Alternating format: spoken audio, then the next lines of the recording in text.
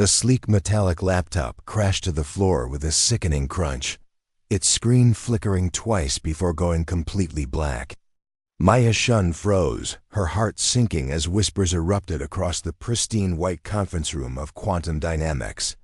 Of all the places to drop her ancient personal computer, during her first day as a new cleaning staff member at the most prestigious tech company in Seattle. The timing couldn't have been worse. The room was filled with executives preparing for what appeared to be an important presentation. Before we jump back in, tell us where you're tuning in from, and if this story touches you, make sure you're subscribed, because tomorrow I've saved something extra special for you. I'm so sorry, Maya whispered, her face flushing as she knelt to retrieve the broken device.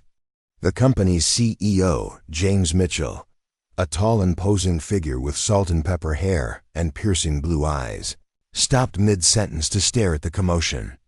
The wall clock ticked loudly in the sudden silence, emphasizing how utterly Maya had disrupted the meeting.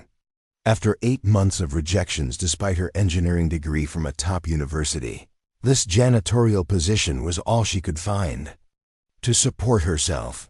Her student loans loomed large, and her tiny apartment's rent was already 2 weeks overdue. "Is there a problem?" Mitchell asked, his deep voice carrying a barely concealed edge of irritation. "No, sir," responded the facilities manager quickly. "Just a small accident. We'll clear this up immediately." Maya gathered the pieces of her laptop, heart-pounding. Inside that broken case was her entire digital life, years of personal coding projects, her resume, job applications, and most critically, the algorithmic solution she'd been perfecting for months that might someday be her ticket out of financial distress. "Wait," came a sharper voice from the head of the table. "That's not company property."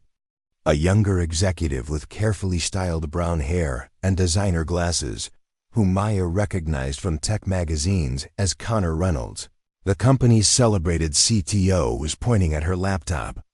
"That's an old Lenovo ThinkPad T480, at least 5 years outdated," he continued, his voice carrying a note of surprised amusement. "You didn't manage to steal one of our prototypes, did you?" A few chuckles rippled through the room, causing Maya's cheeks to burn hotter. "It's mine, sir," she managed, clutching the damaged computer. "I was trying to move it out of the way while cleaning." Connor raised an eyebrow, his expression shifting to one of disbelief mixed with condescension. "You work here?" He laughed, looking her up and down. "And you own a coding laptop?" The laughter grew louder. Maya straightened her back, dignity forcing her to respond despite her embarrassment. "Yes, I work here, as of today. And yes, it's my personal computer." Connor seemed about to make another comment when James Mitchell cleared his throat.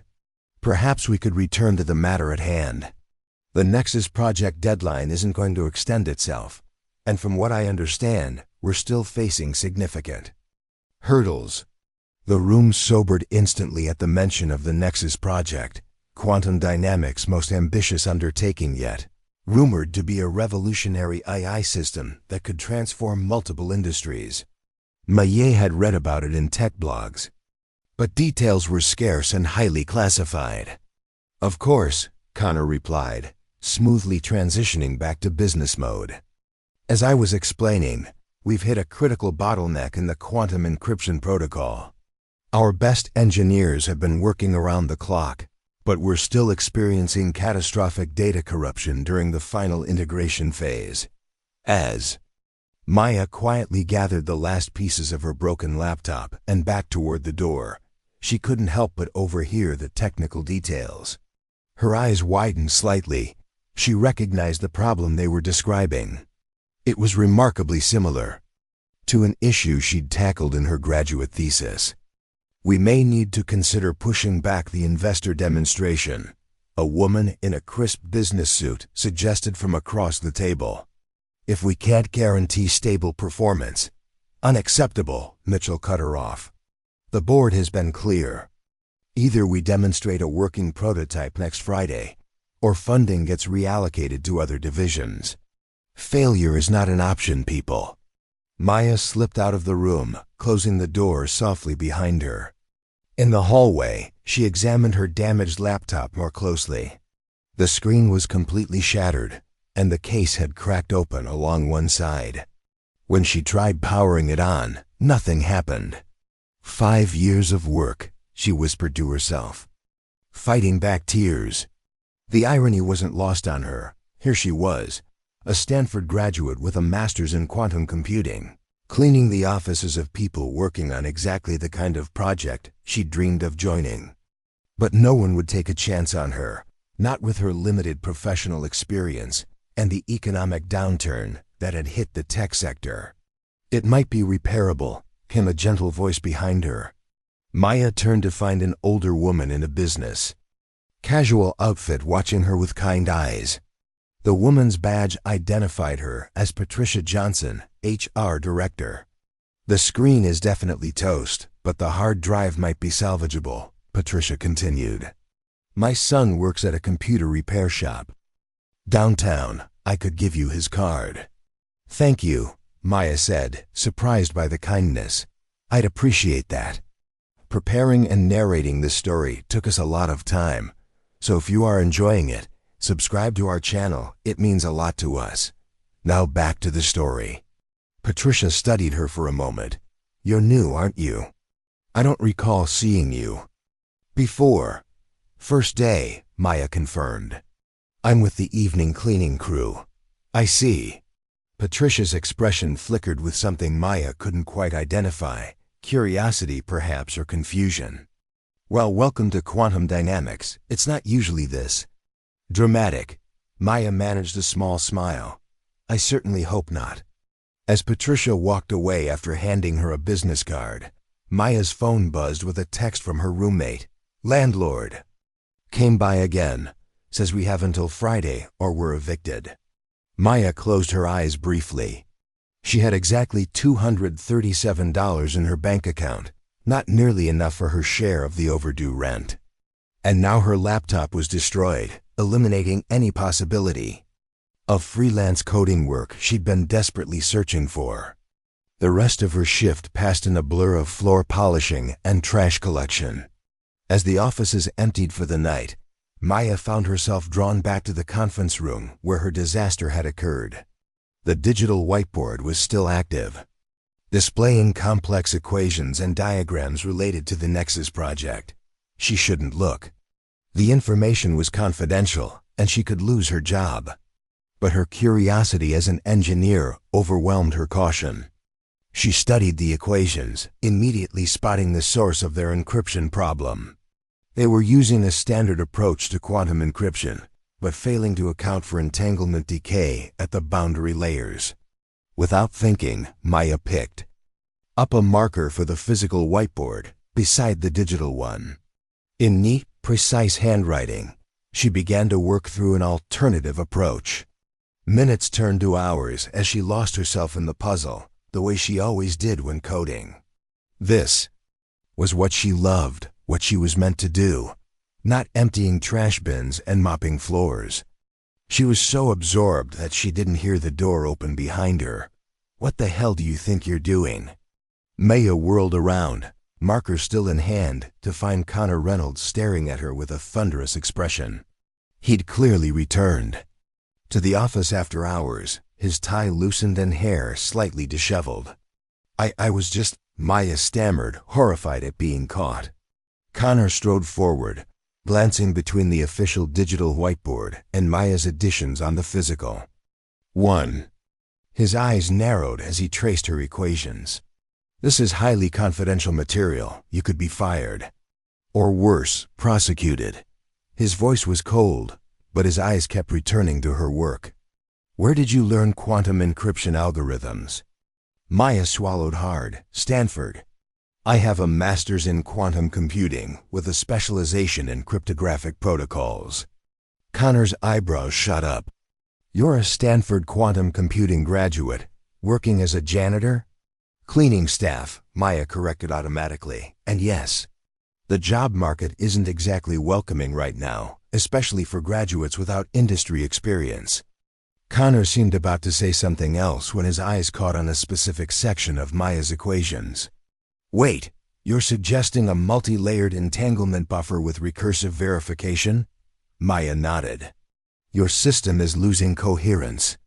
During integration, because you're treating the quantum and classical systems as separate entities, they need to communicate through a buffered interface that maintains quantum states while translating to classical outputs. For several long moments, Connor stared at her work, his expression unreadable. Then he pulled out his phone. James, it's Connor. You need to come back to the office now and bring Diane from legal with you. Maya's stomach dropped. This was it. She was about to be fired and possibly sued on her very first day.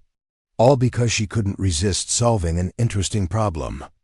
Within 30 minutes, James Mitchell arrived with a stern-looking woman who introduced herself as Diane Weber, Chief Legal Counsel. They listened silently as Connor explained finding Maya working on the Nexus project equations. So you're telling me, Mitchell said finally, turning to Maya, that our new cleaning person has been tampering with our most confidential project? Not tampering, Connor interjected, surprising Maya. Solving, look at this. He pointed to her equations. She identified the integration flaw and developed a theoretical solution in what, 2 hours? 3, Maya corrected quietly. Mitchell studied the whiteboard, then Maya, Ms. Chen, Maya Chen. Miss Chen, can you explain to me in simple terms what you've done here? Maya took a deep breath. This might be her only chance. Your system is trying to maintain quantum encryption through a classical interface. It's like trying to pour water through a sieve. Information keeps leaking out during transition. I've designed a buffer system that preserves quantum states during transmission by creating temporary entanglement surrogates. Mitchell looked to Connor. Would this work? Connor ran a hand through his hair. Theoretically? Yes, it's elegant. Unconventional, but it addresses exactly the problem we've been banging our heads against for months. He turned to Maya. But implementing it would require extensive reworking of our core architecture. I could do it, Maya said before she could stop herself. I mean, if you wanted me to. I've implemented similar systems in simulation environments during my research. Mitchell, Connor, and Diane exchanged looks. This is highly irregular, Diane began. She hasn't gone through proper security clearance, background checks. Run them tonight, Mitchell interrupted. Priority level 1. James, Diane protested. You can't seriously be considering bringing a cleaner onto the Nexus team based on some equations on a whiteboard. Stanford quantum computing graduate, Connor corrected. And these aren't just some equations. This could save the project. Mitchell turned to Maya. Why are you working as cleaning staff with those credentials? Maya met his eyes. Because after 147 rejected applications to tech companies, including yours, Mr. Mitchell, I needed to pay rent. The cleaning position was the only job I could get. A flicker of something, perhaps recognition or even shame, crossed Mitchell's face. You applied here? Twice. I received automated rejections both times. Mitchell looked at Connor. Is she the solution to our problem? Connor studied Maya for a long moment. She might be. Then make it happen. Mitchell turned to Maya. Ms. Chen, would you be willing to sign a non-disclosure agreement right now and begin working on this problem tonight?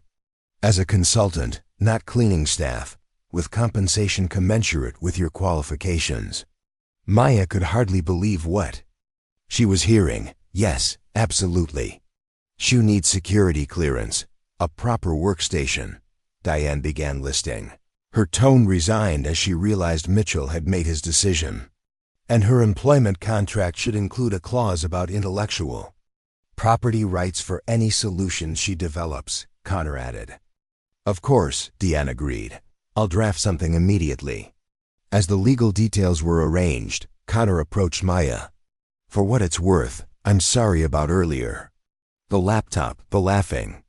Maya nodded, still processing the dramatic turn. Her life had taken in the span of a few hours. It was an honest mistake. No, Connor said quietly.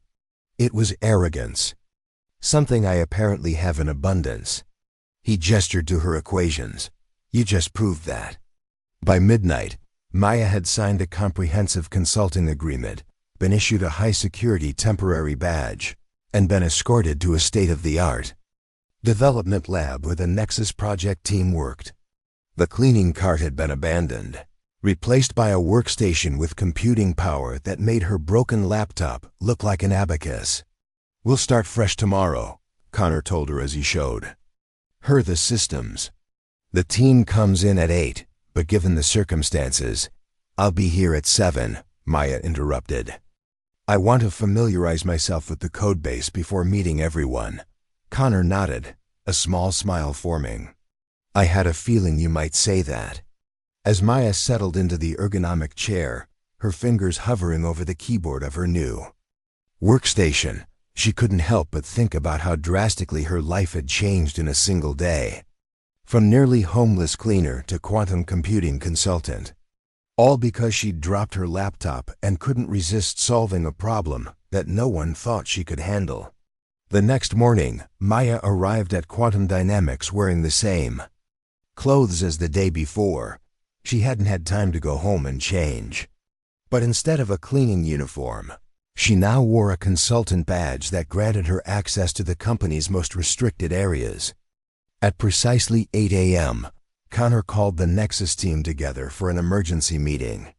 12 engineers, all with impressive credentials and years of industry experience, filed into the glass-walled conference room. They eyed Maya with obvious confusion and suspicion. Everyone, this is Maya Chen, Connor announced without preamble. She identified a potential solution to our integration problem, and she'd be joining the team as a special consultant for the duration of the project. The room erupted in whispers and pointed stares. A tall man with a neatly trimmed beard raised his hand. Connor, no disrespect, but we've never seen this person before. Where did she come from? What are her qualifications? Stanford Quantum Computing, specializing in cryptographic protocols, Connor replied smoothly. And as for where she came from, she was hiding in plain sight. Ms. Chen was working as part of our cleaning staff until yesterday evening when I discovered her correcting our equations. The whispers grew louder, more incredulous. You're telling us the cleaning lady solved our quantum encryption problem? A woman with short silver hair asked skeptically. Maya stepped forward, refusing to be spoken about as if she weren't present. I'd prefer engineer who was temporarily employed in facilities management. And I haven't solved your problem yet. I've only identified a theoretical approach that might work. The bearded engineer snorted. No offense, but we've had 6 PhDs working on this for months. What makes you think you can succeed where they failed? Maya met his gaze steadily. Sometimes fresh eyes see what experienced ones miss. You've been trying to force quantum principles to conform to classical structures. I'm suggesting we build a bridge between them instead. Connor pulled up Maya's equations on the main screen. I've reviewed Ms. Chen's work, and I believe her approach has merit. We're on a deadline, people. We don't have the luxury of pride or protocol. If she can help us deliver, that's all that matters. The team didn't look entirely convinced, but they had little choice given Connor's endorsement and Mitchell's approval. For the rest of the day, Maya immersed herself in the Nexus codebase, exploring the architecture and understanding the complex systems at play. It was everything she'd dreamed of working on during her studies, cutting-edge quantum computing, applied to real-world problems. By late afternoon, she'd identified 3 critical modifications needed to implement her solution. When she presented them to Connor, he listened attentively, asking pointed questions that revealed his own deep understanding of the technology. You'll need a team to implement this, he concluded. At least 3 engineers. I'd rather code it myself, Maya responded. At least the core algorithm. Too many hands could introduce inconsistencies. Connor studied her for a moment. You really believe in your solution, don't you? I know it will work, Maya said simply. The math is sound. All right then. He agreed. You take lead on the core implementation. I'll assign Davies and Wang to handle the peripheral integrations under your direction. Maya nodded, trying to hide her surprise at being given such authority so quickly. The bearded engineer, Davies, and the silver-haired woman, Wang, were clearly the senior technical leads on the project. As Connor walked away, he paused and turned back. Maya, for what it's worth, I've never seen Mitchell approve. Anyone this quickly. Whatever you did, you impressed him. I haven't done anything yet, she reminded him. But you will, Connor replied with unexpected confidence. I've got a feeling about you. For the next 3 days, Maya barely left the building, working around the clock to implement her solution. She caught quick naps on the office couch and survived on delivered food and endless cups of coffee. Davies and Wang, initially resistant, gradually came to respect her as they saw the elegance of her code and the clarity of her technical direction. On the morning of the 4th day, with just hours remaining before the investor demonstration, they were ready for the first full system test. The entire executive team gathered in the main lab. James Mitchell paced nervously at the back, while Connor stood beside Maya at the main terminal. If this works, he murmured for her ears only, you've just saved the company's flagship project. When this works, Maya corrected with a confidence she wasn't entirely sure she felt. She initiated the sequence, and the room fell silent as command lines scrolled across the screen, culminating in a final prompt. Initiate quantum classical integration sequence. Wee and Maya's finger hovered over the keyboard. Everything in her life had led to this moment. The years of study, the months of rejection, even the humiliation of taking a cleaning job at a company that had twice declined to hire her as an engineer. She pressed Y for several tense seconds. Nothing happened. Then, one by one, the status indicators began turning green. The quantum states maintained coherence. The classical interface received uncorrupted data. The entire system stabilized into a balanced, functioning whole. It's working, Wang breathed, staring at the monitors in disbelief. Holy shit, it's actually working, Davies echoed, his skepticism. Finally shattered, the room erupted in cheers and applause. Connor squeezed Maya's shoulder, his face split in a wide grin. You did it! Even James Mitchell allowed himself a rare smile as he approached. Miss Chen, it appears we owe you a significant debt of gratitude. Maya couldn't stop her own smile. I was just doing what I was trained to do, Mr. Mitchell. Clearly, he replied, we made a serious error in not recognizing your talent sooner. He glanced at Connor. I think we need to discuss a more permanent arrangement, don't you? Connor nodded emphatically. Absolutely. In fact, I already had HR draw up some papers. The investors' demonstration that afternoon was flawless. The Nexus system performed beyond expectations, securing not only the planned funding but additional investment for accelerated development. As the executives celebrated with champagne, Maya found herself the center of attention, a dramatic change from her invisible role just days before. Patricia from HR approached her with a wide smile. So cleaning staff to project savior in under a week, that might be a company record. Maya laughed. It's been surreal. Well, it's about to get more surreal. Patricia handed her an envelope. Your official offer letter. Connor insisted on expediting it. Maya opened it, and her eyes widened at the title, Senior Quantum Engineer. The salary figure below, it was more money than she'd ever imagined earning, especially for her first industry position. Is this for real? She asked, stunned. Very real, came Connor's voice as he joined them. And non-negotiable, I'm afraid. At Maya's confused look, he continued with a hint of mischief. Because if you try to negotiate, Mitchell has authorized me to go even higher. He's determined not to lose you to a competitor." Maya shook her head in disbelief. "A week ago, I was facing eviction. Now this. Life changes quickly sometimes," Connor observed. "Especially when you're brave enough to show the world what you're capable of." As the celebration continued around them, Connor guided Maya toward a quieter corner. "There's something I've been meaning to ask you. What's that?" "That broken laptop of yours, was there anything important on it?" Maya's smile faltered slightly. "Just some personal projects. Years of work, actually. But it's okay. The opportunity you've given me is worth far more." Connor reached behind a nearby desk and produced a sleek new laptop, company issue. Top of the line. But that's not all. He handed her a small external drive. "Our IT team managed to recover your data. Everything should be there."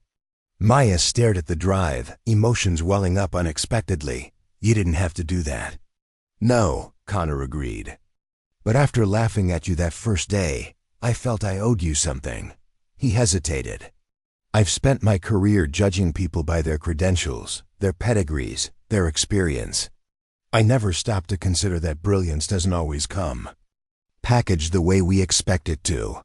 Maya tucked the drive carefully into her pocket. "Thank you.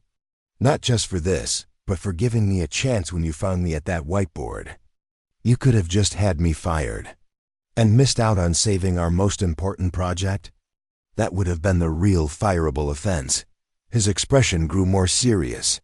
"You know, we have an innovation lab where engineers can pursue their own projects alongside company work. Whatever you were developing on that old laptop, I'd be interested in hearing about it sometime." Before Maya could respond, James Mitchell called for everyone's attention, raising his glass in a toast. "To the Nexus team, and especially to Ms. Maya Chen, who reminded us all of an important lesson. Never judge someone's capabilities by their current circumstances. Sometimes the solution to our most complex problems comes from where we least expect it." As glasses clinked around the room, Maya caught Connor's eye. He raised his glass slightly in a private acknowledgement that made her feel, for the first time in a very long time, that she had finally found where she belonged. That night, as Maya finally returned to her apartment, no longer under threat of eviction, she sat on her bed staring at the new laptop and the recovered data from her old one. She opened the file containing her personal project, an adaptive learning algorithm designed to make quantum computing accessible to underprivileged students. With renewed determination, she began to code, already envisioning how she could use her new position to bring this passion project to life. The journey from cleaning staff to senior engineer had been improbable and lightning fast, but Maya knew this was just the beginning. Sometimes all it took was one person willing to look past appearances and give talent a chance to shine. Connor had done that for her, and someday she would do the same for someone else. That, she decided, would be her way of turning her extraordinary second chance into something even more meaningful than her own success. 6 months into her role at Quantum Dynamics, Maya Chen had transformed from an underestimated newcomer to an integral part of the company's most innovative team.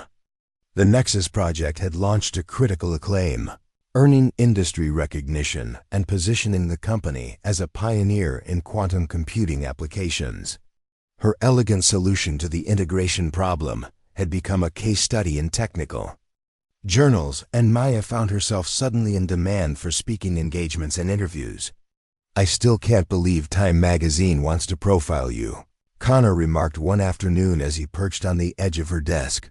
Over the months, he had evolved from skeptical executive to supportive colleague, and eventually, to a trusted friend. Maya glanced up from her coding with a half-smile. "I already declined. Fame was never part of my career plan." "It's not about fame," Connor argued. "It's about inspiring others. Do you know how many young women in STEAM would be motivated by your story?" Maya's fingers paused over her keyboard. "That's fighting dirty, Reynolds. But effective, he grinned. Maya sighed. I'll think about it. The truth was, Maya's sudden success still felt precarious, as if it might dissolve like morning mist if she drew too much attention to it. She preferred the comfortable sanctuary of her work, designing new applications for the quantum technology. They'd pioneered, mentoring junior engineers, and quietly advancing her personal project during evening hours. Her adaptive learning platform, now codenamed Phoenix, had grown from a simple concept into a sophisticated system that could democratize quantum computing education. What had once been a solitary passion project now had the tacit support of quantum dynamics resources, thanks to Connor's advocacy. Meeting in 10, Connor reminded her, tapping his watch. Mitchell wants updates on all fronts. Maya nodded, saving her work. The weekly executive briefing still made her nervous, though she'd grown more comfortable presenting to the leadership team over time. As they walked toward the conference room, Connor lowered his voice. Heard anything about the rumors? Maya glanced around to ensure no one was within earshot. Just whispers. Acquisition talks with Vertex Global. You?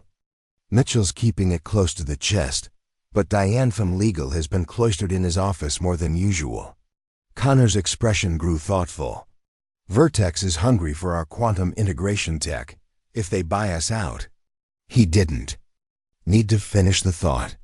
Corporate acquisitions typically meant reorganization, culture changes, and often, staff reductions. For all her current success, Maya knew her relatively brief tenure might make her vulnerable if new management decided to restructure. The conference room was already filled with department heads when they arrived. James Mitchell stood at the head of the table, his expression uncharacteristically grim. Thank you all for coming, he began once everyone was seated. I'll get straight to the point. As some of you may have heard, Vertex Global has expressed interest in acquiring quantum dynamics. Murmurs rippled around the table. I've spent the past 3 weeks reviewing their offer and discussing potential terms, Mitchell continued. While there would be significant financial upside for our shareholders, I have concerns about Vertex's intentions for our core technologies. And team, Maya exchanged a quick glance with Connor. To be blunt, Mitchell said, I believe Vertex is more interested in acquiring our intellectual property than our talent. Their history suggests they would likely dismantle our teams, absorb our technologies into their existing frameworks. The room fell silent as the implications sank in. So what's our alternative? Asked Roberta Wong, who had become one of Maya's strongest allies after their initial friction. Mitchell's expression softened slightly. I'm glad you asked. Instead of selling, I'm proposing we expand. Specifically, I want to establish a new division focused on practical applications of our quantum technology in sectors beyond our current market. He clicked a remote, bringing up a presentation on the main screen. Medical diagnostics, climate modeling, financial systems, educational platforms. Our technology has potential applications across these fields and more. Maya's pulse quickened. Educational platforms. That aligned perfectly with her Phoenix project. This is where I need your input, Mitchell continued. Each department will submit proposals for cross-sector applications. The strongest ideas will receive dedicated resources and development teams. His gaze swept the room. This is our chance to prove that quantum dynamics is more valuable as an independent innovator than as a subsidiary. I need your best work. As the meeting concluded, Maya felt a surge of both excitement and apprehension. This was a perfect opportunity to bring Phoenix into the light, but was it ready? And was she? You're thinking about Phoenix, aren't you? Connor asked as they returned to their department. Maya nodded. It's almost like Mitchell designed this initiative with it in mind. Maybe he did, Connor suggested. Your project has been an open secret in the executive suite for months. Maya stopped walking. What? How? Connor's eyes crinkled with amusement. You didn't think I'd advocate for company resources without keeping Mitchell informed, did you? He's been getting quarterly briefings on your progress. And you never thought to tell me this? Maya asked, unsure whether to feel betrayed or flattered. I thought you'd be nervous if you knew the CEO was watching your side project, Connor admitted. You needed space to develop it without that pressure. Maya processed this revelation as they continued walking. So Mitchell already knows about Phoenix. Do you think that gives me an unfair advantage in this proposal process? Not at all, Connor replied firmly. Every project will be evaluated on its merits. Phoenix has to stand on its own. He paused outside her office.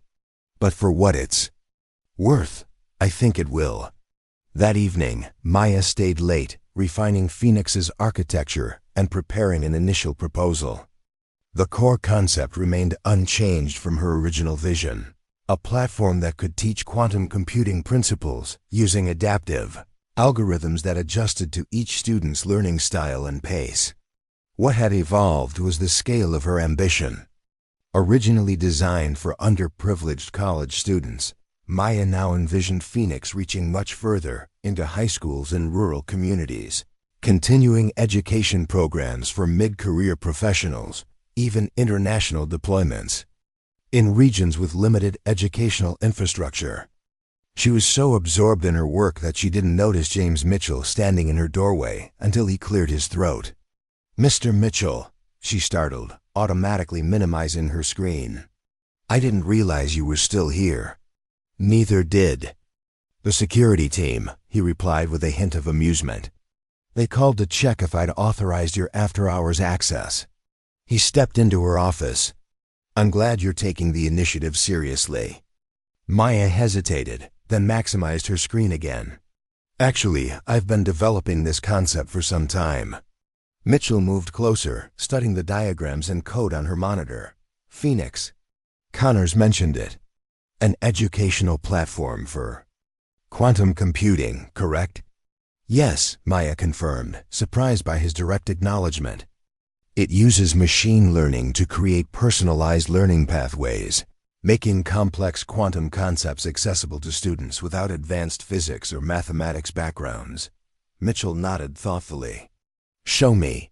For the next hour, Maya walked Mitchell through Phoenix's architecture, demonstrating how it broke down abstract quantum principles into intuitive visualizations and interactive exercises. She explained how the system adapted to individual learning patterns, providing additional support where users struggled and accelerating through concepts they grasped quickly. The goal is to demystify quantum computing, Maya explained, her initial nervousness giving way to passionate advocacy. Right now, the field is limited to those with highly specialized education, typically from privileged backgrounds. Phoenix could open doors for talented minds who might otherwise never get the opportunity. Throughout her presentation, Mitchell remained attentive, asking occasional questions that revealed a deeper technical understanding than Maya had previously given him credit for. You've put considerable thought into this, he said finally. How close is it to being deployment ready? The core engine is functional, Maya replied. With a dedicated team, we could have a beta version ready for limited testing within 3 months, and a full release in under a year. Mitchell was silent for a long moment, his expression unreadable. You know, Miss Chen, when Connor first brought you to my attention, I saw you as a solution to an immediate problem. I didn't anticipate you becoming one of our most valuable innovators. Maya felt her cheeks warm at the unexpected praise. Thank you, sir. I'd like you to present Phoenix at the proposal review next week, Mitchell continued. And I want you to think bigger. Bigger? Maya echoed. Yes, beyond education. Mitchell gestured to her screen. The adaptive interface you've developed has potential applications far beyond teaching. Medical diagnostic systems, financial modeling, even predictive maintenance for industrial equipment. Your approach to making complex quantum principles accessible could be applied across multiple sectors. Maya's mind raced with the implications. She'd been so focused on the educational aspects that she hadn't fully considered the broader applications of her work. "I'll need to recalibrate some of the core algorithms," she said, already mentally mapping the necessary changes. "And develop new visualization frameworks for different data types." Mitchell smiled slightly. "I take it that's a yes?" "Definitely," Maya nodded, excitement building. "I'll have an expanded proposal ready for the review." "Excellent." Mitchell turned to leave, then paused. "Oh, and Maya? The Time magazine profile. I think you should reconsider." Maya blinked in surprise. "Connor told you about that?" "He didn't have to. They contacted our PR department first." Mitchell's expression softened slightly. "Your journey from cleaning staff to leading innovator is compelling. It might inspire others facing similar barriers." After he left, Maya sat back in her chair, mind whirling. Mitchell's interest in Phoenix went beyond what she'd anticipated, and his suggestion to expand its applications opened possibilities she hadn't considered. The spotlight of a major magazine profile still made her uncomfortable, but perhaps it was time to step out of the shadows. She pulled out her phone and texted Connor. "Mitchell just left my office. We need to talk about Phoenix. Breakfast tomorrow?" His reply came immediately, 6:30 at Carly's Cafe. "And please tell me you said yes to time." Maya smiled despite herself. "One step at a time," she texted back. The next morning over coffee and pastries, Maya outlined Mitchell's suggestions to Connor, who listened with growing enthusiasm. "He's right," Connor said when she finished. "The adaptive interface could revolutionize how we implement quantum systems across industries. It's not just an educational tool. It's a translation layer between quantum complexity and practical applications." "But that's a much bigger undertaking," Maya pointed out. "I'd need a substantial team, significant resources." "Which you'll get if the proposal is approved," Connor assured her. Mitchell wouldn't have suggested it if he wasn't willing to back it. Maya traced the rim of her coffee cup thoughtfully. "There's something else. I think Phoenix might be the reason. Mitchell is so resistant to the Vertex acquisition." Connor raised an eyebrow. "How so?" "Think about it. If Phoenix can make quantum computing accessible across sectors, it potentially transforms quantum dynamics from a specialized tech company into something much broader, a pioneer in practical quantum applications. That's worth far more than what Vertex is offering." Connor sat back, considering. "You might be right. And if you are, the pressure on your proposal just increased exponentially." "Thanks for that," Maya said dryly. "No pressure at all." "Hey," Connor reached across the table to squeeze her hand briefly. "You've got this. You solved our integration problem when our best engineers couldn't.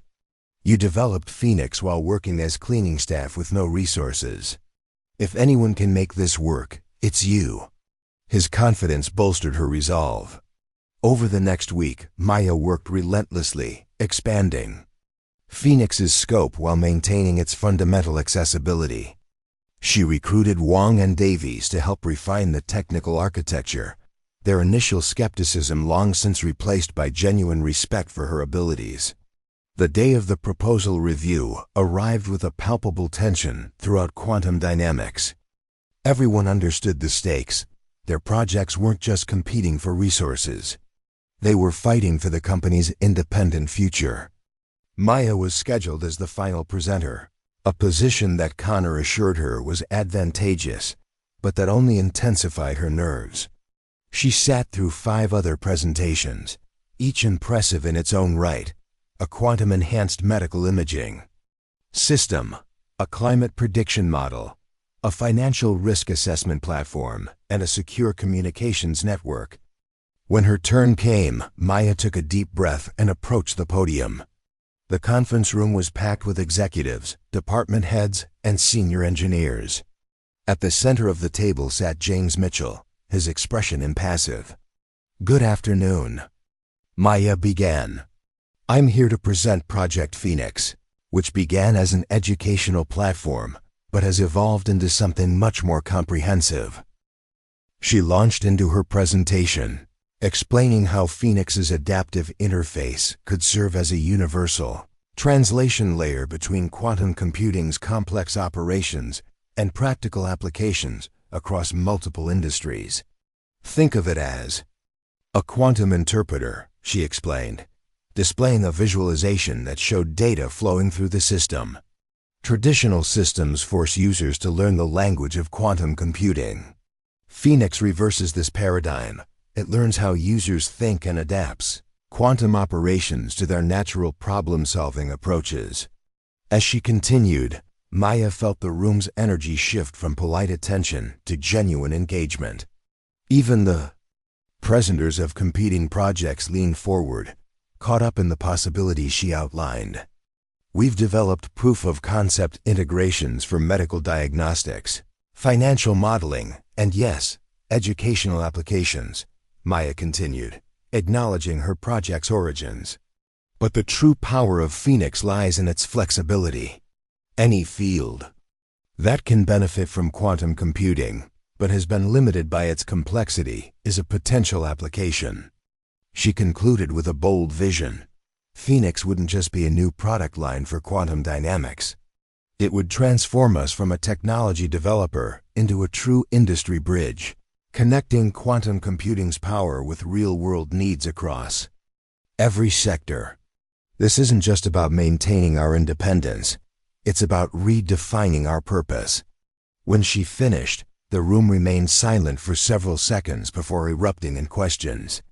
For nearly 40 minutes, Maya fielded inquiries about technical specifications, implementation timelines, resource requirements, and potential market strategies. Through it all, Mitchell watched silently, offering neither encouragement nor criticism. Finally, as the session concluded, Mitchell stood.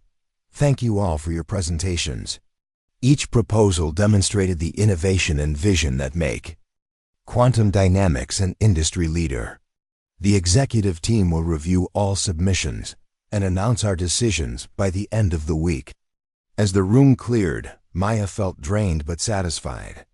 She had given everything to this presentation, laying out not just a technical vision, but a potential new direction for the entire company. Connor caught up with her in the hallway. "That was brilliant," he said quietly. "You didn't just sell a project, you offered a new identity for the company. Was it too ambitious?" Maya asked, doubt creeping in now that the adrenaline was fading. "Ambitious, yes. Too ambitious?" "No," Connor smiled. "Mitchell believes in thinking big. You just showed him how big your thinking really is." 3 days later, all employees received an email calling for a company-wide meeting. The subject line was simply, "Future Direction." The main auditorium was filled to capacity as James Mitchell took the stage, flanked by the executive team. "Thank you all for coming," he began.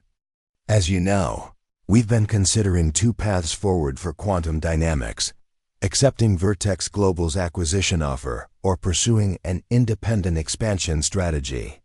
The room grew utterly silent.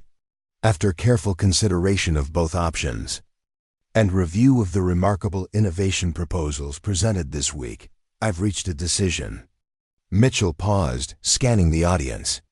"I have declined Vertex's offer. Quantum Dynamics will remain independent and pursue an aggressive expansion strategy focused on broadening the applications of our quantum technology." Relieved applause broke out across the auditorium. "This expansion will be centered around a new initiative we're calling the Quantum Bridge," Mitchell continued when the noise subsided. "This comprehensive platform will make our quantum computing capabilities accessible to applications across multiple industries through an adaptive interface that translates complex quantum operations into practical tools." Maya felt Connor's elbow gently nudge her side. Around them, colleagues were turning to look in their direction. "The Quantum Bridge will incorporate elements from several of the proposals we reviewed," Mitchell explained. "But its foundation will be Project Phoenix, developed by our own Maya Chen." A spotlight suddenly illuminated Maya where she sat in the middle of the auditorium. She froze as applause erupted around her. "Ms. Chen, would you please join me on stage?" Mitchell requested. In a daze, Maya made her way forward, conscious of hundreds of eyes following her progress. As she reached the stage, Mitchell extended his hand. "Maya will lead the new Quantum Bridge Division as its director," he announced as they shook hands. "Her journey from cleaning our offices to leading our most important initiative is a testament to the talent that can be found when we look beyond conventional expectations." Maya stepped to the microphone, momentarily overwhelmed. 6 months ago, she had been desperate for any job to avoid eviction. Now she was being named a division director at one of tech's most innovative companies. "Thank you, Mr. Mitchell, for this opportunity," she began, finding her voice. "The Quantum Bridge represents what I've always believed about technology, that its greatest power comes not from complexity, but from accessibility." Looking out at her colleagues, Maya continued with growing confidence. "Many of you know my story. Some of you were in that conference room when Connor Reynolds found me, the cleaning lady, working on your equations. I imagine some of you thought it was a fluke, a lucky insight from an unlikely source." She smiled slightly. "Perhaps it was. But what I've learned during my time here is that brilliance exists everywhere, in unexpected places, in overlooked people, in unconventional approaches. The quantum bridge is built on that same principle, that the most powerful technology becomes even more powerful when it's accessible to diverse minds with diverse perspectives." As she concluded her impromptu speech, Maya caught sight of Connor. In the front row, his expression a mixture of pride and something more complex. He had been the first to see beyond her circumstances to her potential, taking a chance that had changed both their lives.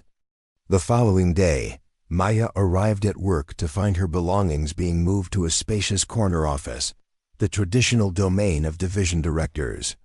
As she surveyed the view of Seattle's skyline from her new windows, Connor appeared in the doorway. "Director Chen," he said with a theatrical bow. "How does it feel to be part of the executive team?" "Surreal," Maya admitted. 6 months ago, I was cleaning these offices. Now I'm running a division." "You earned it," Connor said simply. "No one handed you anything." Maya turned to face him fully. "That's not entirely true. You gave me a chance when you found me at that whiteboard. You could have just had security escort me out." Connor shrugged. "I recognize talent. Any good executive would have done the same." "But they didn't," Maya pointed out. "I applied to dozens of companies, including this one, twice. Everyone saw my resume, my credentials. No one saw me, except you, when it mattered most."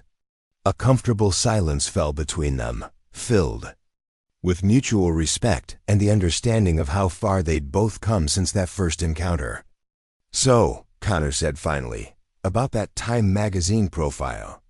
Maya laughed. "Fine, you win. I'll do it." "Excellent," Connor grinned. "And while we're celebrating your new openness to publicity, there's someone I'd like you to meet tomorrow." "Oh? Oh," Maya raised an eyebrow. "A young woman. Brilliant mathematician. Currently working in our mailroom because no one will give her a chance with only a community college degree." Connor's eyes twinkled. "Sound familiar?" Maya's heart expanded with sudden understanding. This was how change happened, not all at once, but person by person, chance by chance, one opportunity at a time. "Bring her to my office first thing." "Tomorrow," Maya said firmly. "And Connor, thank you for never underestimating people, including me." As he left, Maya turned back to the window, watching the city spread out before her. The path from that broken laptop on the conference room floor to this moment had been extraordinary, but she knew her journey was just beginning. With the quantum bridge, she had the chance to open doors for countless others who, like her, simply needed someone to look past appearances and see their true potential. That, she decided, would be her legacy, not just the technology she created, but the talent she recognized and nurtured along the way. The cover of Time magazine featured Maya Chen standing confidently between rows of servers, her expression thoughtful yet determined.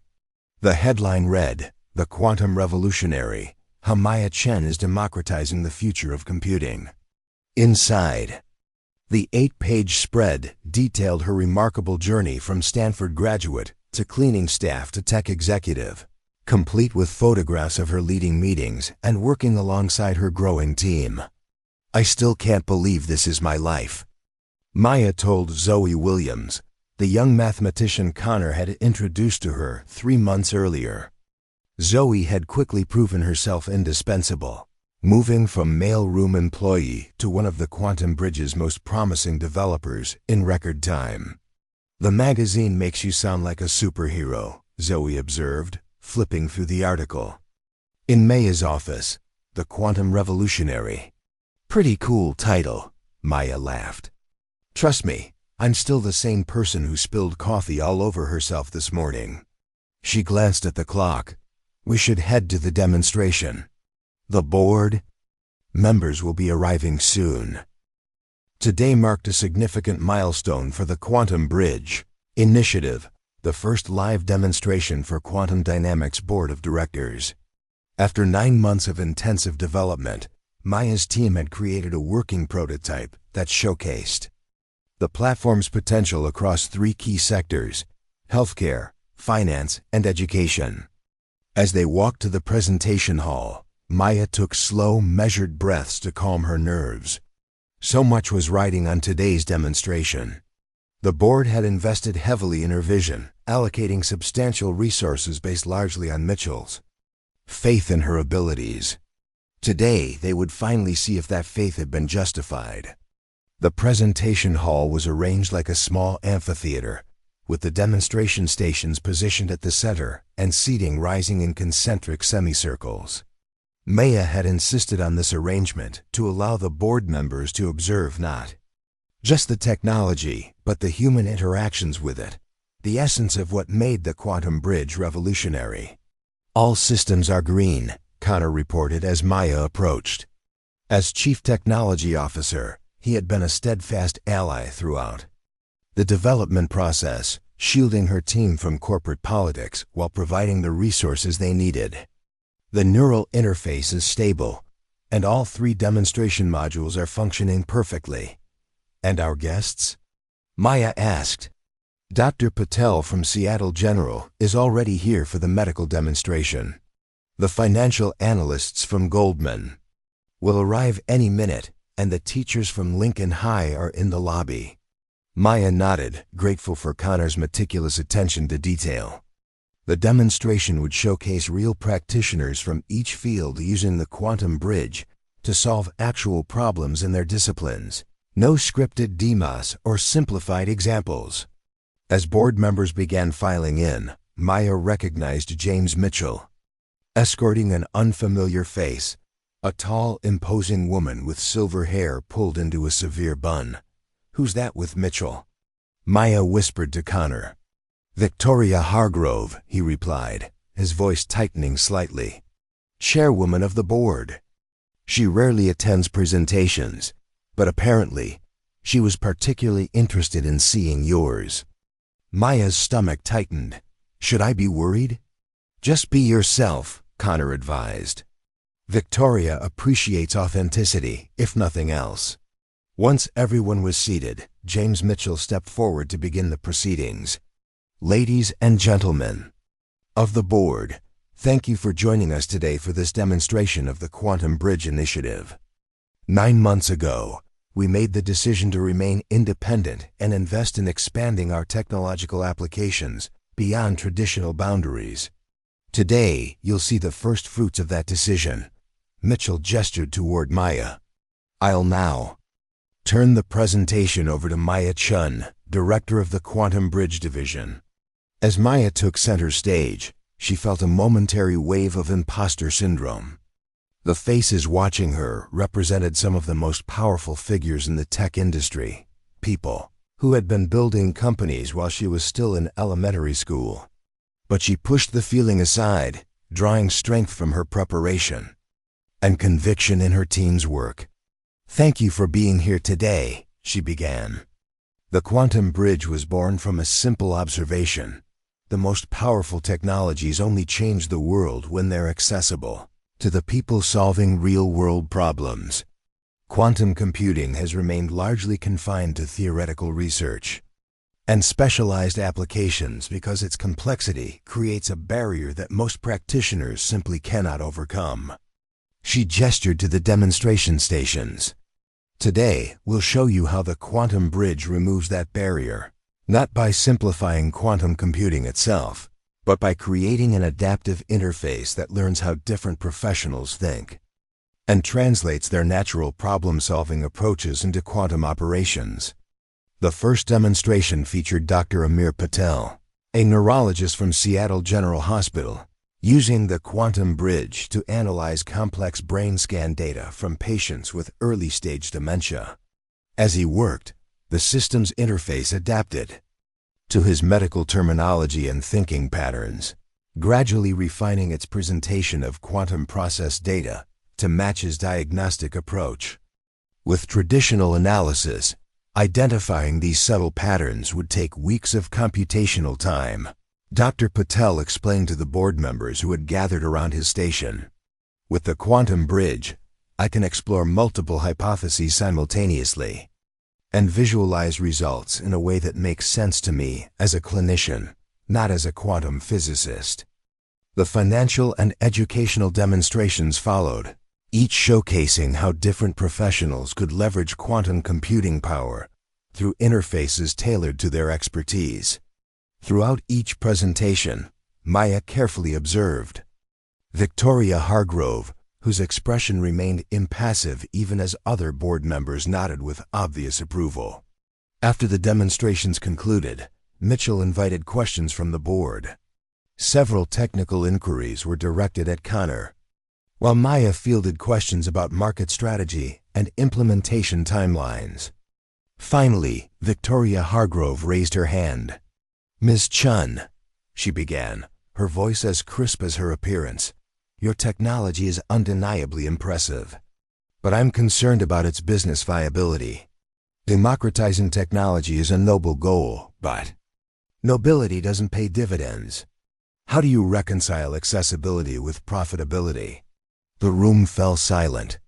It was the question that had been hovering unspoken throughout the development process, one that Maya had anticipated but hoped to address after demonstrating the technology's potential. "That's an excellent question, Ms. Hargrove," Maya replied, maintaining steady eye contact. "The conventional wisdom suggests that exclusivity drives premium pricing, that by keeping technology scarce or complex, we can charge more for access to it." She paused, gathering her thoughts. "But history shows us that the most profitable technologies are often those that become ubiquitous through accessibility. The personal computer, the smartphone, the internet itself. Each began as specialized tools for experts before evolving into platforms that billions could use." Maya moved to a display showing projected adoption curves.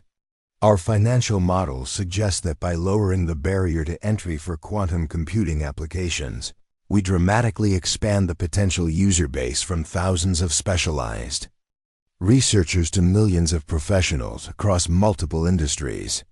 She advanced to the next slide, showing revenue projections. "The quantum bridge will operate on a tiered subscription model, with pricing based on computational usage rather than access to features.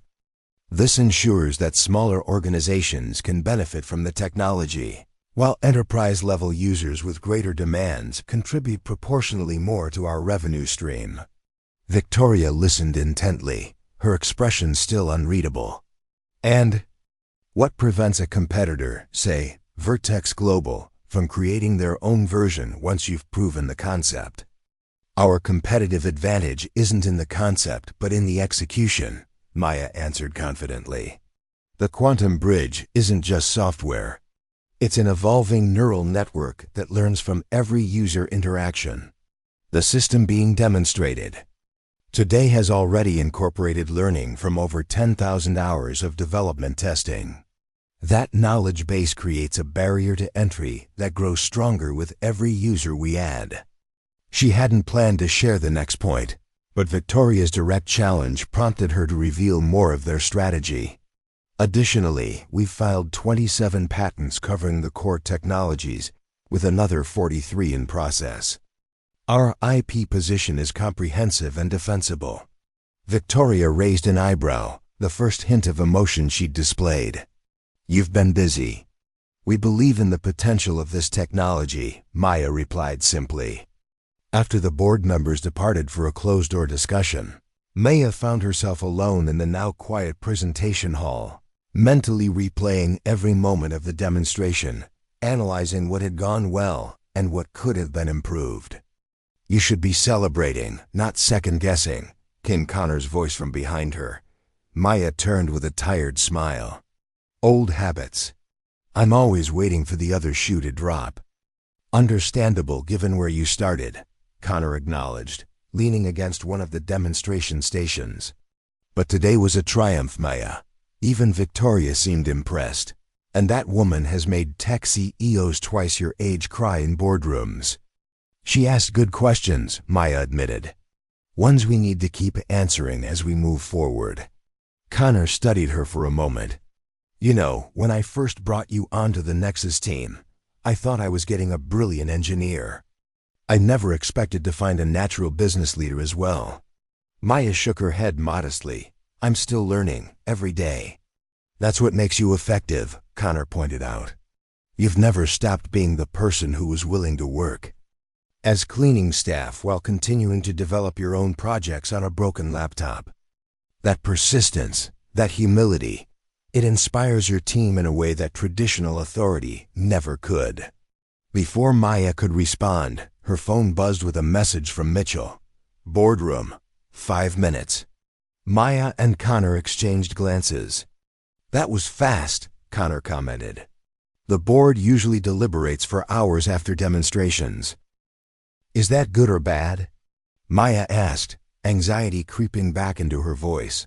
Connor squeezed her shoulder reassuringly. Only one way to find out. When they arrived at the boardroom, Maya was surprised to find only Mitchell and Victoria Hargrove. Waiting, the other board members were nowhere to be seen. Miss Chen, Mr. Reynolds. Victoria greeted them with a slight nod. Please sit down. As they settled into chairs across the polished table, Maya noticed a stack of documents in front of Victoria, bearing what appeared to be contract language. The board has reached a unanimous decision regarding the Quantum Bridge initiative. Victoria began without preamble. We believe it represents not merely a promising new product line, but a fundamental shift in quantum dynamics' position within the industry. Maya held her breath, waiting for the verdict. Therefore, Victoria continued, we've authorized an immediate expansion of your division's resources, triple your current headcount allocation, and a dedicated capital expenditure budget of $200 million for the next fiscal year. Maya blinked in surprise. It was far more than she had hoped for, almost 4 times her most optimistic budget request. That's extremely generous, she managed, glancing at Mitchell, who was smiling slightly. It's not generosity, Ms. Chen, it's strategy, Victoria corrected. The board believes that the quantum bridge has the potential to redefine the market. We intend to ensure that quantum dynamics leads that redefinition rather than following it. She slid the stack of documents forward. There's more. We're establishing the quantum bridge as a separate business unit with its own P&L responsibility. You'll report directly to the board as its executive director, with full autonomy over technical and business operations. Maya stared at the documents, struggling to process the implications. I'd be leaving the main quantum dynamics structure? In a manner of speaking, Mitchell interjected. Think of it as a promotion, not a separation. You'll have greater authority and resources, but with the full support of the parent company. Victoria leaned forward slightly. We've also approved an equity allocation for key personnel in the new business unit. As executive director, you would receive a 7% ownership stake, with smaller allocations for your leadership team. 7% of a company division that had just received $200 million in funding. Maya did the mental math quickly. It represented potential wealth beyond anything she had ever imagined for herself. "Why?" she asked finally, looking directly at Victoria. "Why this level of investment? Why the equity structure?" Victoria's expression softened almost imperceptibly.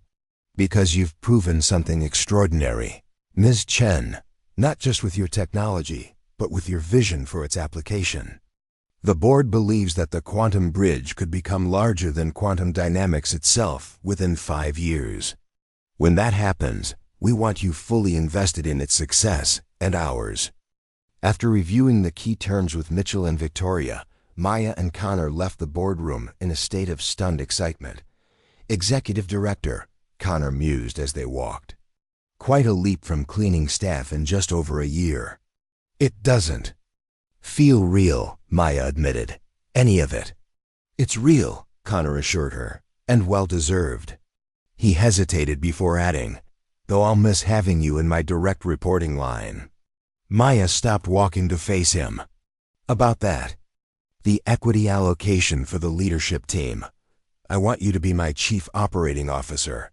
Connor's eyebrows shot up. "What?" "But my role as CTO here can be filled by Davies or Wong," Maya finished for him.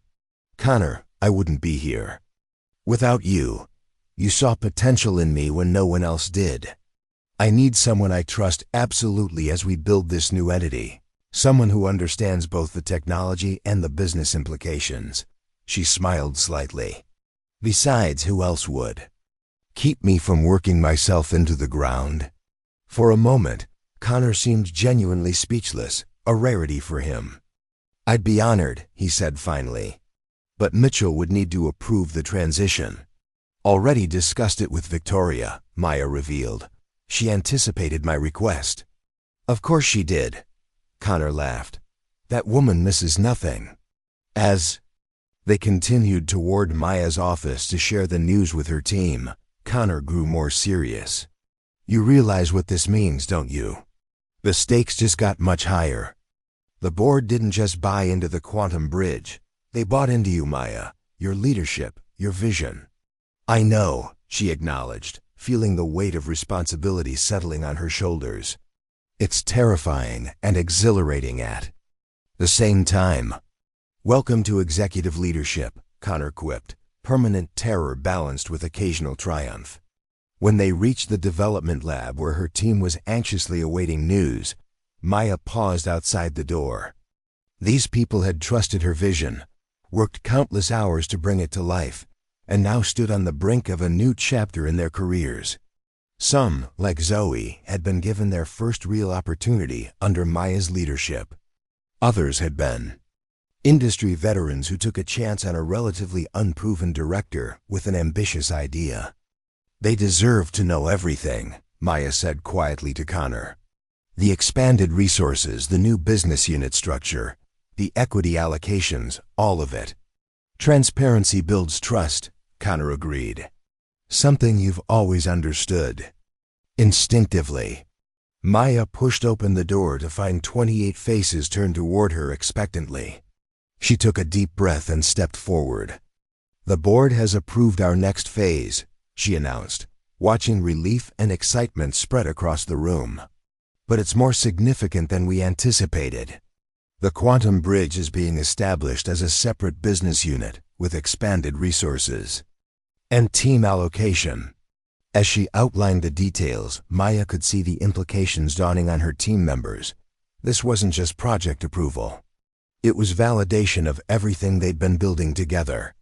For some of the younger engineers, who had joined directly from university, this represented a career-defining opportunity. For the veterans, it was recognition of their willingness to take a risk on an unconventional approach. "Each of you will have important decisions to make in the coming weeks," Maya concluded. "Whether to join the new business unit or remain." with core quantum dynamics. There's no pressure either way. Both paths offer valuable opportunities. She scanned the room, making eye contact with each person. But I want you to know this.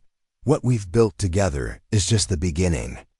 The quantum bridge has the potential to transform how quantum computing serves humanity, making its power accessible not just to specialists, but to everyone working to solve important problems. If that mission resonates with you, I'd be honored to continue our journey together. After answering questions and celebrating with her team, Maya finally returned to her office late that evening. She stood by the window, watching Seattle's lights glimmer in the darkness, reflecting on the extraordinary journey that had led her to this moment. Her phone buzzed with a text from Connor. "Dinner tomorrow to celebrate?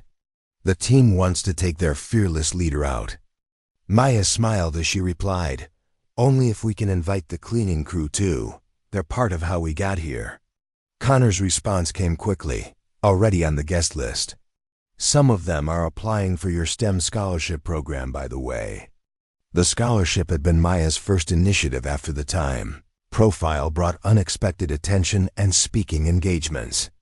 She had channeled every honorarium and appearance fee into a foundation that provided educational and career opportunities for underrepresented groups in technology fields. As she gathered her things to head home, Maya noticed a small package on her desk that hadn't been there earlier. Curious, she unwrapped it to find a framed photograph of her first day at Quantum Dynamics, wearing the cleaning staff uniform, clutching her broken laptop, looking simultaneously embarrassed and determined. A note accompanied it in Connor's handwriting. "Never forget where you started. It's the key to where you're going. Congratulations on your extraordinary journey so far." Maya traced the frame gently, remembering the mixture of humiliation and desperation she'd felt that day. She had been at her lowest point, struggling to maintain dignity while facing rejection and financial hardship. Yet somehow, that moment of apparent failure had become the catalyst for everything that followed. The contrasts were almost too stark to comprehend, from cleaning offices to leading a multi-million-dollar business unit, from begging for job interviews to being featured in Time magazine, from having her intelligence dismissed to having her vision championed by one of the most powerful boards in the technology sector. But the most meaningful transformation wasn't in her title or bank account. It was in the opportunity she now had to hold the door open for others, to recognize overlooked talent, to champion unconventional paths to success. Zoe from the mailroom was just the beginning. The scholarship program would reach hundreds more, and the quantum bridge itself represented a technological embodiment of her core belief that brilliant minds existed everywhere, needing only the right tools to change the world. Maya carefully placed the framed photo on her desk where she would see it every day, not as a reminder of hardship, but as a testament to possibility. In that moment, looking at her past self while standing firmly in her new reality, Maya made a silent promise. No matter how high she climbed, she would never stop looking for talent in unexpected places. She would never become the kind of executive who missed the brilliant mind behind the cleaning cart or the mailroom badge. Some might call her story luck or exceptional, but Maya knew better. Her journey wasn't about exceptional circumstances, but about the exceptional potential that existed in countless overlooked individuals.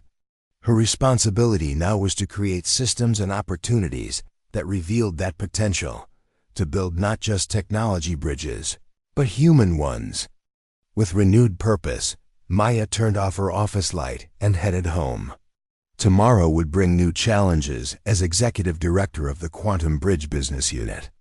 But today had affirmed something essential, that sometimes the most revolutionary ideas come from those whom society has underestimated, and that leadership isn't about personal advancement, but about creating space for others to rise alongside you. As she walked through the quiet office, Maya passed a member of the evening cleaning staff, a young woman carefully dusting workstations. Their eyes met briefly, and Maya smiled warmly. "Good evening," she said, stopping rather than hurrying. "Past. Good evening, Miss Chen," the woman replied, clearly surprised at being acknowledged. "It's Maya," she corrected gently. "And you are?" "Sophia," the woman answered with a slight accent. "Sophia Mendez." "It's nice to meet you, Sophia," Maya said sincerely. "I was once in your position here. If you ever want to talk about opportunities, at Quantum Dynamics Beyond Cleaning, my door is always open." Sophia's eyes widened slightly. "Thank you. I'm actually studying computer science at community college." "Even better," Maya smiled. "Come see me tomorrow. I might have something that would interest you." As Maya finally left the building, she felt a profound sense of things coming full circle. From being laughed at on her first day to being able to offer opportunities to others, this was the true measure of success. Not the titles or the funding or the magazine covers, but the power to recognize potential in unexpected places and help it flourish. "You work here?" Connor had laughed that first day. Now she didn't just work here, she was transforming what here meant, for herself and for everyone who would follow in her footsteps. "The quantum bridge is revolutionizing how doctors diagnose rare conditions," announced the CNN anchor as footage played of physicians using sleek interfaces in a hospital setting. 2 years after its launch, the platform has been adopted by over 3,000 medical institutions worldwide, with early studies suggesting a 40% improvement in diagnostic accuracy for complex cases. Maya muted the television.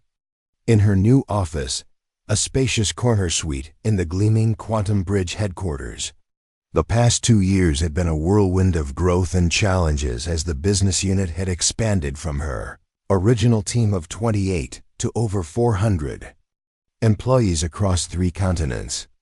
What had begun as a promising prototype had evolved into an industry-transforming platform with applications spanning healthcare, finance, education, climate science, and a dozen other fields. The success had exceeded even the board's ambitious projections. Quarterly revenues had grown exponentially as organizations discovered the competitive advantage of making quantum computing accessible to their professionals without requiring specialized training. Maya's 7% equity stake, once just numbers on paper, now represented substantial wealth, though she had chosen to live modestly, channeling most of her personal gains into expanding the scholarship foundation she had established. A gentle knock at her door interrupted her thoughts. Sophia Mendez, once a member of the cleaning staff, now a promising junior developer on the education team, entered with a tablet in hand. "The conference room is ready for the Phoenix Academy presentation," Sophia informed her. "The representatives from the Department of Education arrived early and are being shown around the campus." Maya nodded, gathering her notes. The Phoenix Academy represented the culmination of her original vision, a comprehensive educational platform that made quantum computing concepts accessible to students from elementary through graduate levels. After successful pilot programs in 50 schools across diverse socio-economic areas, the federal government was considering national implementation. "Thank you, Sophia. How are you feeling about your presentation section?" Maya asked, noticing the young woman's nervous energy. Sophia took a deep breath. "Terrified but prepared. I never imagined I'd be presenting to government officials when I was dusting offices 2 years ago." "You earned this opportunity," Maya reminded her. "Your work on the adaptive mathematics module has been exceptional." As they walked together toward the conference room, Maya reflected on how Sophia's journey mirrored her own in many ways. The former cleaning staff member had shown remarkable aptitude once given access to educational resources and mentorship. Sophia had completed her community college degree while working part-time as a tester for the Quantum Bridge, gradually taking on more technical responsibilities until joining the development team full-time. She wasn't an isolated success story. Throughout the Quantum Bridge organization, Maya had implemented hiring practices that prioritize potential over traditional credentials. The results spoke for themselves. Their diverse team consistently outperformed industry standards for innovation and problem-solving, bringing perspectives that might never have entered the technology sector through conventional paths. The conference room buzzed with anticipation as Maya entered. Connor was already there, efficiently coordinating the presentation setup while chatting with the government representatives. As Chief Operating Officer, he had built an organizational structure that balanced creativity with discipline, allowing the quantum bridge to scale rapidly without losing its innovative edge. "Maya," he greeted her warmly, making introductions. To the visiting officials, Secretary Williams was just sharing some fascinating insights about the national STEM education challenges they're hoping to address. Secretary Williams, a distinguished woman in her 60s, extended her hand. "Miss Chen, it's an honor to meet you. Your work has generated considerable excitement within our department." "The honor is mine," Maya replied sincerely. Education. Accessibility was the original inspiration for the quantum bridge. Having the opportunity to bring that full circle means a great deal to me personally. As the presentation began, Maya watched with pride as her team members, including Sophia, demonstrated how the Phoenix Academy adapted to different learning styles, making complex quantum concepts intuitive through customized visualizations and interactive exercises. The platform didn't just teach quantum computing. It used quantum-powered adaptive algorithms to optimize the learning experience itself. "What makes this particularly remarkable," Maya explained during her section, "is that the system doesn't require specialized hardware or teacher training. It works on standard school devices and integrates with existing curricula, making implementation feasible even for under-resourced districts." Secretary Williams leaned forward, clearly engaged. "And the early results from your pilot programs?" "Transformative," Connor replied, bringing up data slides. "In high-need schools, we've seen science proficiency scores increase by an average of 62% within one academic year. More importantly, student engagement metrics show a 78% improvement, with particularly strong gains among populations traditionally underrepresented in STEM fields." "The numbers tell only part of the story," Maya added, gesturing to Sophia. "Ms. Mendez can share some of the qualitative feedback from our classroom implementations." Sophia stepped forward with newfound confidence, describing how students who had previously struggled with traditional mathematics were flourishing with the adaptive approach. "We're not just teaching them quantum computing," she emphasized. "We're showing them that their minds are capable of understanding the universe's most complex systems. That realization changes how they see themselves and their future possibilities." After the presentation concluded, Secretary Williams approached Maya while the rest of the delegation continued discussions with other team members. "I'll be direct, Ms. Chen," the secretary said quietly. "We're prepared to move forward with national implementation, starting with 5,000 schools next fall. But I have one significant concern."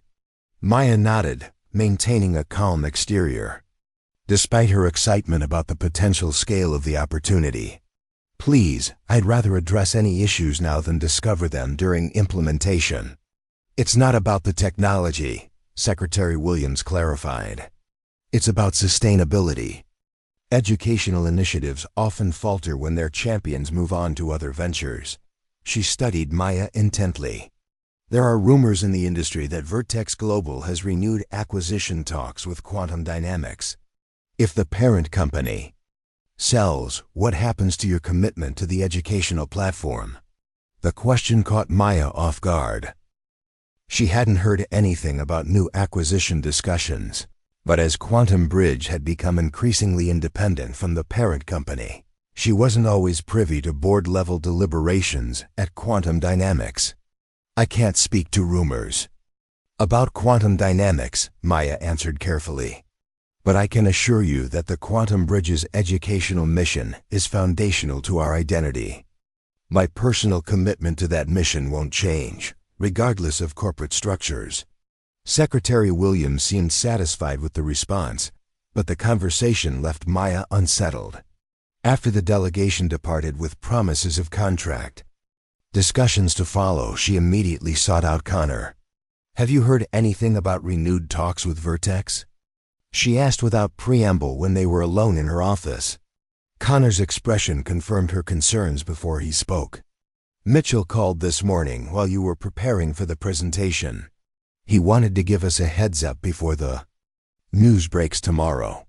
Vertex has made another offer, substantially higher than their previous one." Maya sank into her chair.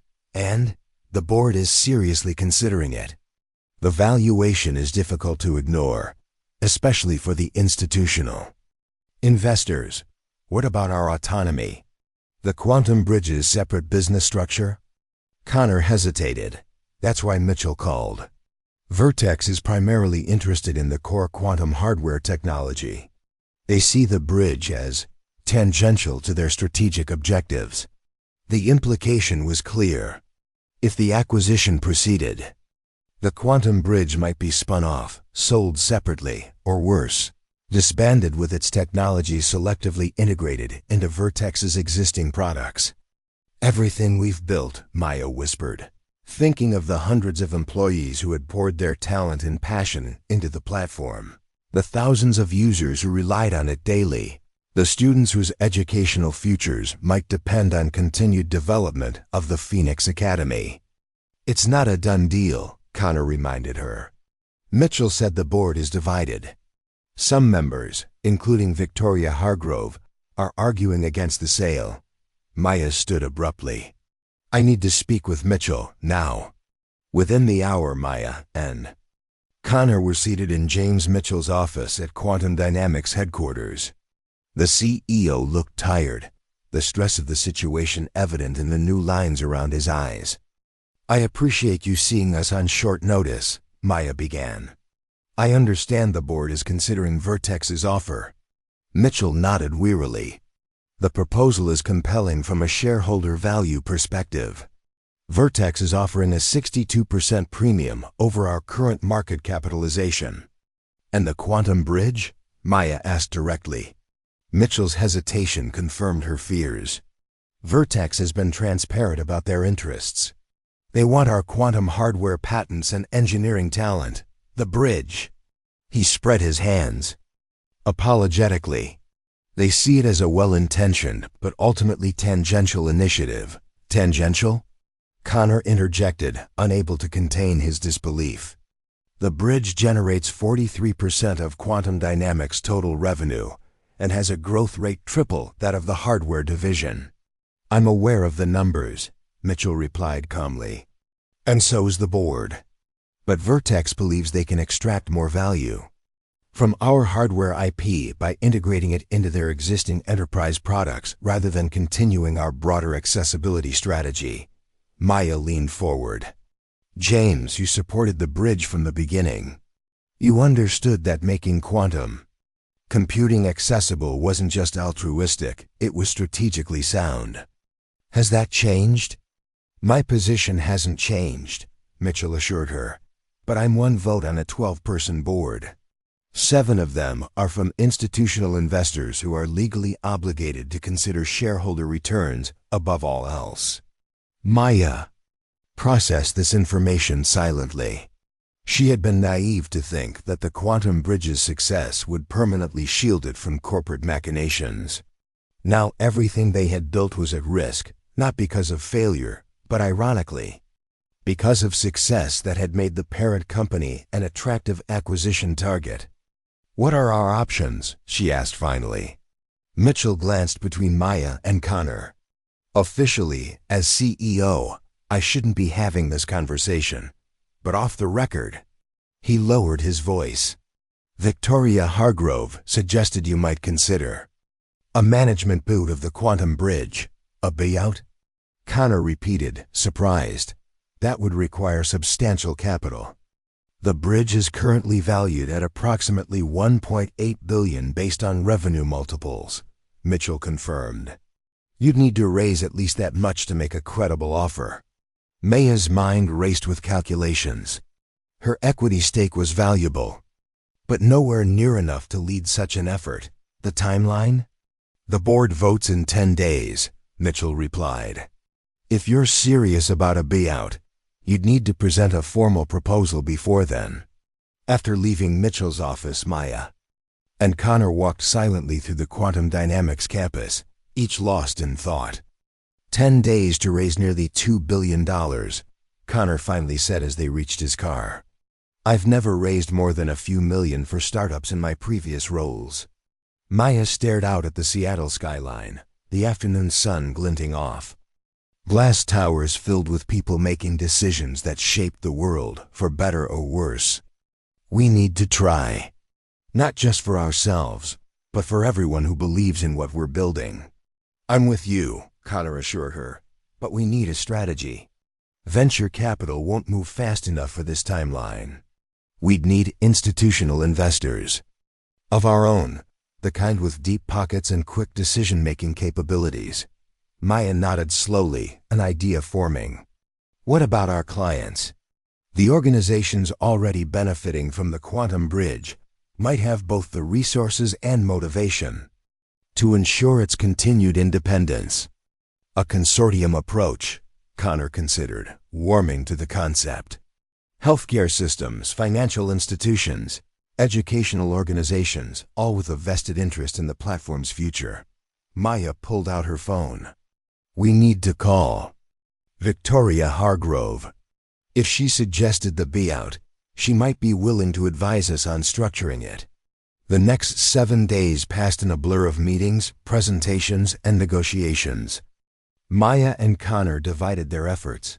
He focused on financial institutions and healthcare systems that used the quantum bridge for complex analyses, while she approached educational organizations and research institutions that relied on its accessibility features. Victoria Hargrove proved an unexpected ally, using her extensive network to arrange introductions to potential investors and providing guidance on structuring a viable offer.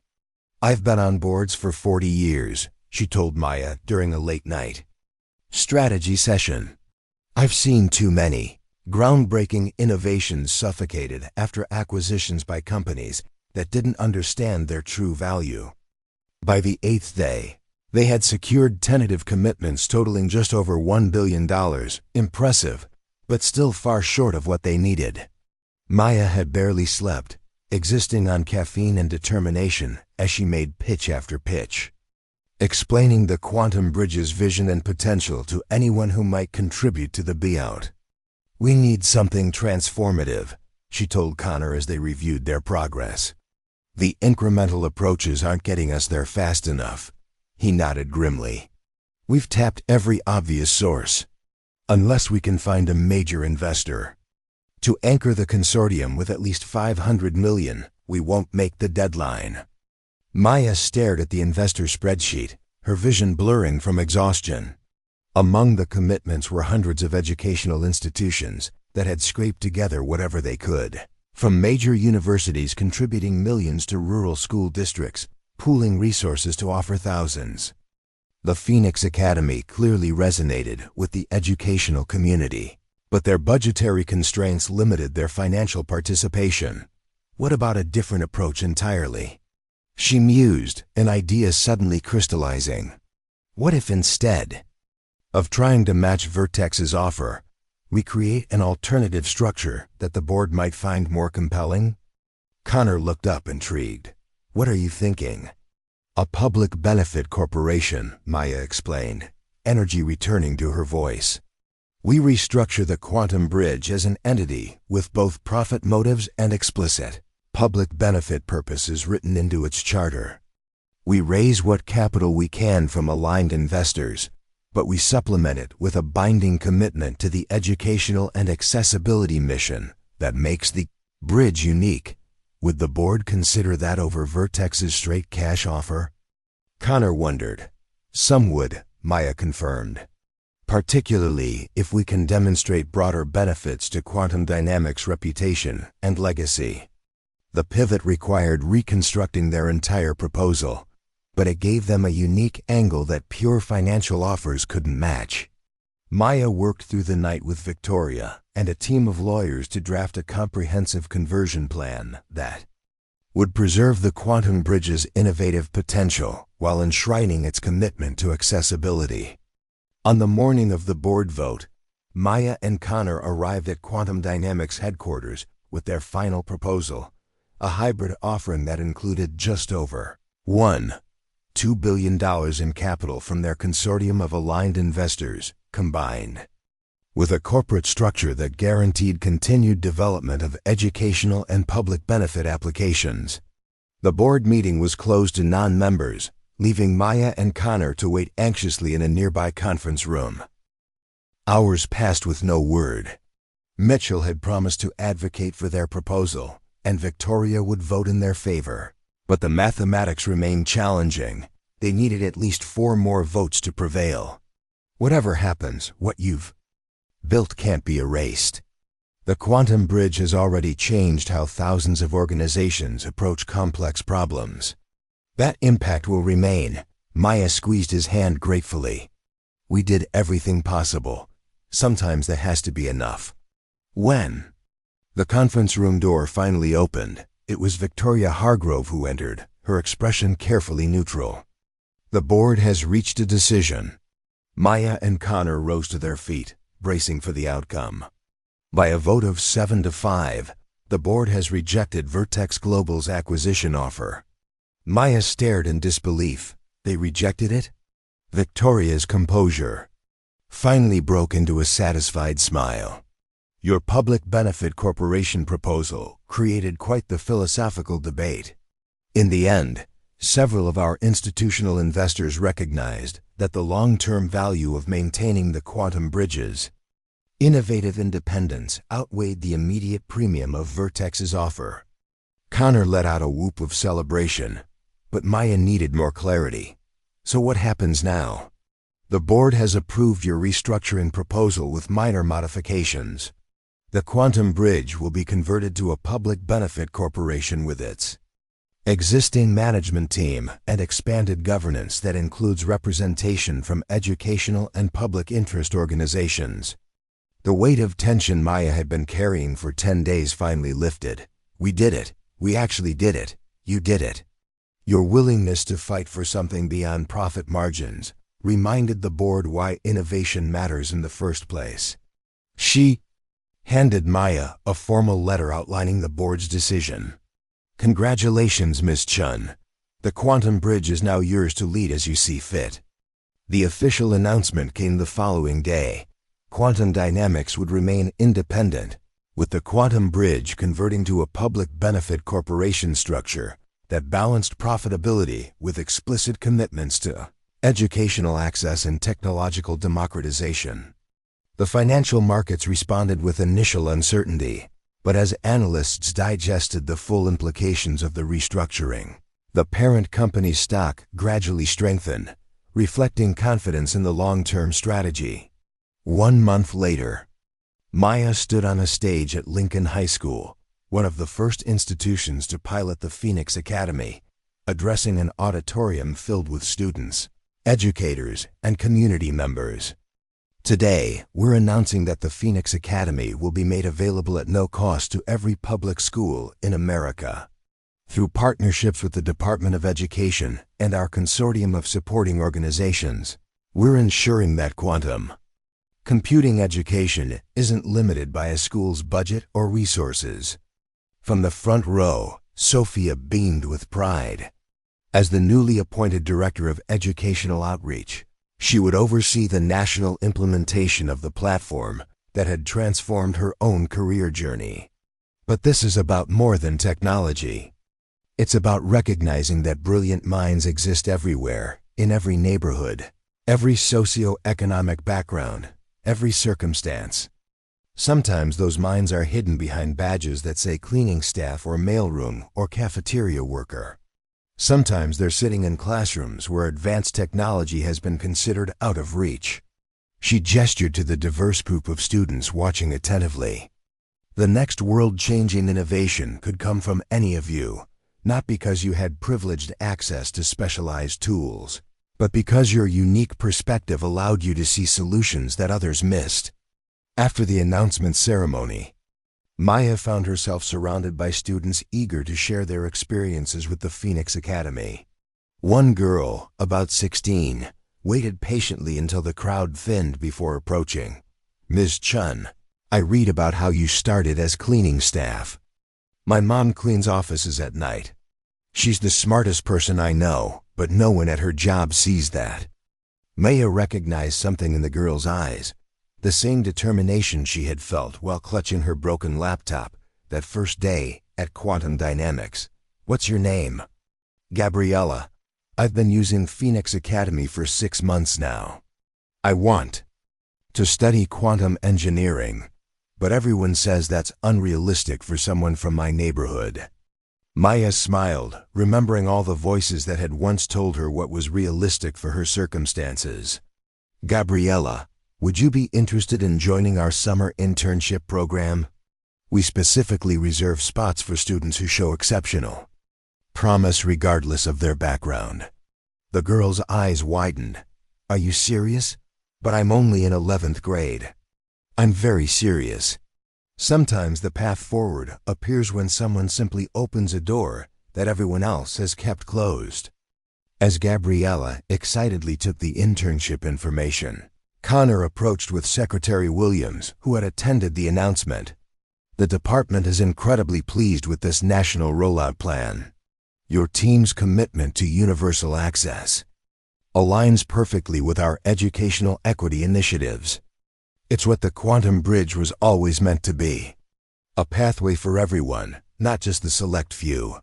Later that evening, Maya returned to Quantum Bridge headquarters for a celebration with the entire team. The atrium had been transformed with festive decorations, and employees from every department mingled together, sharing in the collective achievement of their new independence and expanded mission. On a small stage at one end of the room, Connor tapped a microphone for attention. "I'd like to propose a toast. 2 years ago, most of us witnessed something unprecedented. A CEO laughing at a new cleaning staff member, only to discover she would revolutionize the company's entire approach to technology." Appreciative laughter rippled through the crowd. "That moment taught me the most valuable lesson of my career. That innovation doesn't care about titles or credentials or traditional paths. It emerges wherever brilliant minds are given the freedom to solve problems." He raised his glass toward Maya, "To our fearless leader, who never forgot where she came from, and who ensured that the bridge she built would remain open to everyone with the courage to cross it." As glasses raised throughout the room, Maya felt a profound sense of completion. The journey from that humiliating first day to this moment of triumph hadn't been about personal vindication or success.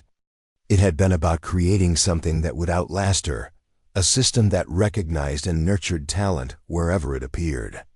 The Quantum Bridge hadn't just connected quantum computing to practical applications.